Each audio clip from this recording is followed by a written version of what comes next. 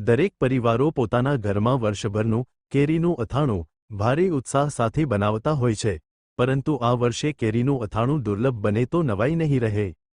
ફળોનો રાજા એવી કેરી સ્વાદ રસિયાઓ માટે તો અમૃત મનાય જ છે, પરંતુ કેરીનું અથાણું પણ સમગ્ર દેશ સાથે વિદેશોમાં પણ ખૂબ જ લોકપ્રિય હોય છે.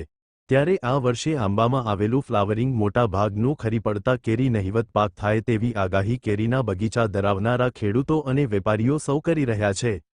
આ સમયે પાનખર ઋતુની સાથે આંબામાં આવેલી નાની કેરી જેને સૌરાષ્ટ્રમાં ખાખડી તરીકે ઓળખાય છે, તેનું ખરણ કેરી ખરી પડવી વ્યાપક પ્રમાણમાં હોય છે, અને ખાખડીના મોટા વાહનો અત્યારે મોટાભાગે અથાણા માટે નિકાસ થતી હોય છે, પરંતુ આ સિઝનમાં આંબાના ઝાડ પર નહિવત કેરીના પાકને કારણે હાલ મોટા વાહનોને બદલે માત્ર ગીરમાંથી 40 કે 50 કિલો નાની ખાખડી કે જે અથાણા માટે વપરાતી હોય તેની બજારમાં ઓછી આવકને કારણે ગૃહિણીઓ મુક્તમને કેરીનું અથાણું નહીં બનાવી શકે, અને કદાચ બનાવવા ઈચ્છે તો પણ તેનો ભાવ વધુ ચૂકવવો પડશે.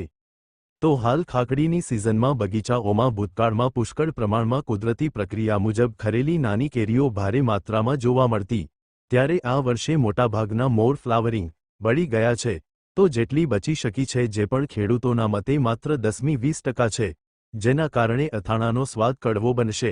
તેમ જ કેસર સહિતની કેરી બજારમાં ક્યારે આવશે, કેટલી આવશે, કેટલી મોંઘી આવશે, તેવા અનેક સવાલો હાલ કેરી પકવનારા ખેડૂતો, ગ્રાહકો અને વેપારીઓમાં ચર્ચાઈ રહ્યા છે.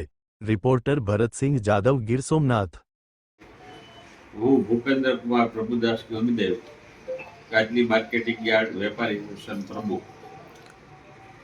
ભૂપેન્દ્રભાઈ, ખાસ કરીને કેરી અત્યારે ખાખડી બજારમાં આવી ગઈ છે, કેવા ભાવ છે અને ગૃહિણીઓ માટે આ વર્ષે આથરું કેવું લાગશે?